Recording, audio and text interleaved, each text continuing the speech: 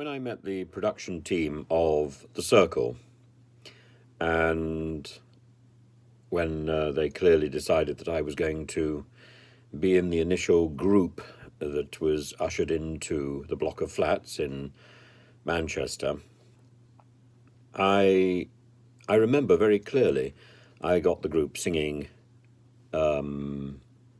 songs from The King and I.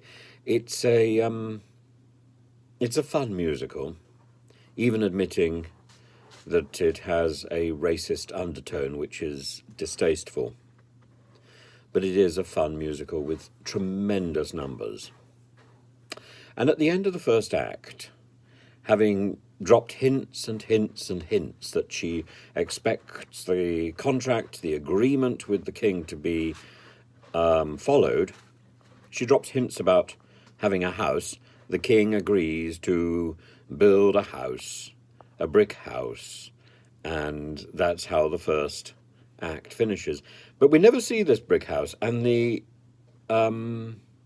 assumption I've always made is that it's just forgotten, and it never happens. And that is how power is often manifest. The promises that are made are simply not fulfilled. And the brick house is a running joke all the way through that amazing musical.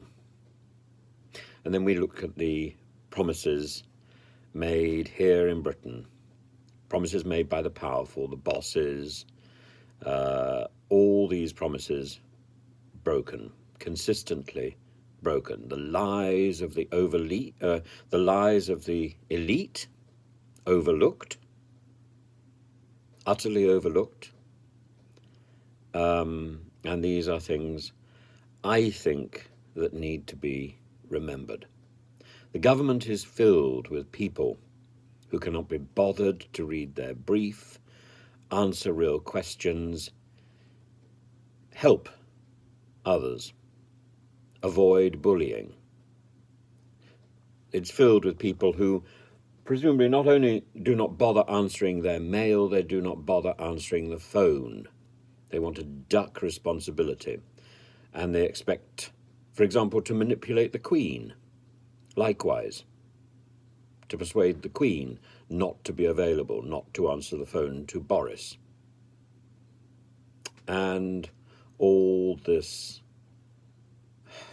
irresponsibility percolates down, and we need to change society. We shouldn't be surprised when someone says that they will send a refund, that 2 or 3 months later nothing has happened, but it's not acceptable. We shouldn't be surprised when people say that they will amend this bit of paperwork or that bit of paperwork, they will do something when 3 months later nothing has happened. We shouldn't be surprised, because this is precisely the example that is given by our politicians, by the senior people in our society. We should not be surprised when other people follow their example.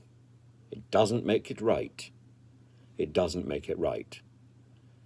But it provides some sort of explanation about how abhorrent and wrong our society has become. When we have an agreement for a hospital operation and the day before it's cancelled, we should be moving heaven and earth to keep our word. But when we look up and we see Suella Braverman and we see Nadine Dorries, oh, I dearly don't see Nadine Dorries, when we see Dominic Raab posturing at the dispatch box, when we see Boris Johnson holidaying rather than doing penance, when we see Priti Patel opening fates and things, it's madness when all of these people have failed to act honourably. They may, the Speaker of the House of Commons may say, oh, it doesn't matter. It may not matter to him. It matters to Rena Spain. It matters to me. when the people in authority do not act honourably, because that is the message that they give to others, that this is a perfectly legitimate way to behave. Don't bother giving refunds. Don't bother doing what you say you've promised to do. Just expect the workers to turn up and work their backsides off because they're being paid as if money matters.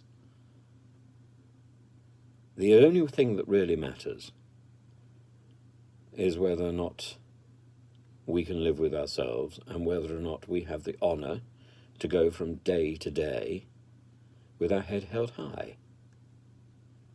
And if we're going to be deceiving people and fiddling people and lying to people and behaving dishonourably because the people in power are doing precisely that, I think we have to ask, is it worth it? Is it worth it? This is not a society that we should be building. This green and pleasant land is worth more than the deceit that is oozing out of the ground.